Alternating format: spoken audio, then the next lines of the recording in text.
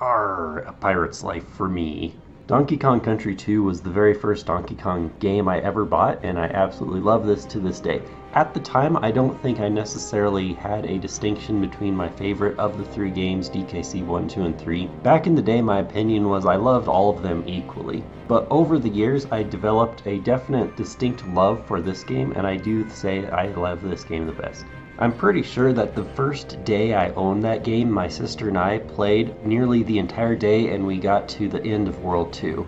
We were dutifully exploring and trying to get all of the bonus rooms and various collectibles. Eventually I found this, the DKC2 Player's Guide, and then we used this to be able to, quote, 100% the game. The interesting thing is Rareware began designing their games so that 100% wasn't the end of the game. They'd always have a little bit more over 100% as the true 100% true ending. One thing that is cool about this game is that it is entirely pirate themed, and there are a few other games out there, Skies of Arcadia, Shantae and the Pirate's Curse, that the entire game is basically pirate themed. But of course, so many other video games out there contain something pirate at some point in the game. One reason that I might conclude that DKC2 is my favorite of the trilogy is the fact that the music, in my opinion, is the best. I like virtually every single musical track in this entire game, so inevitably throughout the playthrough highlights I'm sure I will have at least 20 clips of myself saying, "Oh, I love this music."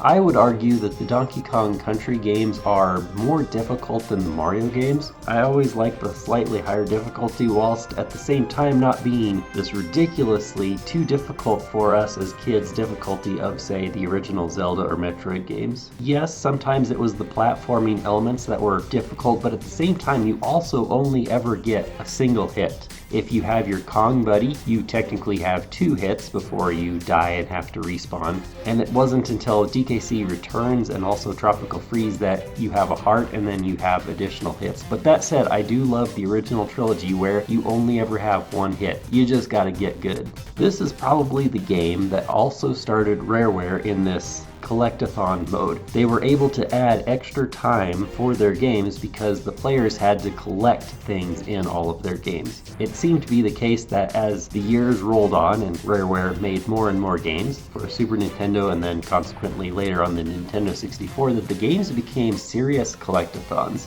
Feel free to debate with me on this, but by the time we get to Donkey Kong 64, I think that that game is probably way too over the top as far as collectathons go. However, if we jump back in time to DKC2, I think this is like the perfect sweet spot as far as there's a lot of things to collect in the game, but it doesn't feel like a chore, it doesn't feel like a fetch quest, it feels like it's part of the game experience. Unlike DKC1, where every single bonus room you just have to reach and then it counts among your percentage, you don't actually have to complete the bonus room at all. Starting in DKC2, we actually have to start completing the bonus room challenge so that we can collect in this game a Creme coin.